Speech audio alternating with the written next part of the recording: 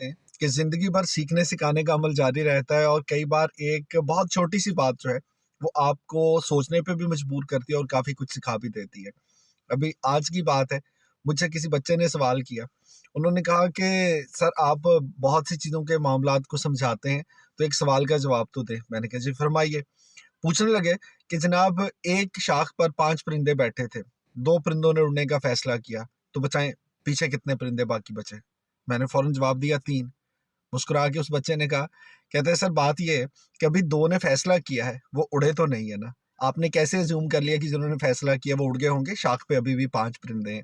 सो मेरे लिए एक दोबारा से रीइन्फोर्समेंट थी इस बात को सोचना। हम सब ऐसे ही होते हैं, बहुत सी चीज़ों का फैसला करके हमने ज़िंदगी में रखा होता है, लेकिन जब तक अमल दरामद नहीं करते वो काम होता नहीं है। So it was the learning of the day for me. अगर आपने भी कोई ऐसा फैसला है जो करके अपनी जेब में रखा हुआ है, तो भाई जब तक उसके लिए हौसला नहीं करेंगे, काम शुरू नहीं करेंगे, परिंदे दरख्त पर ही बैठे रहेंगे।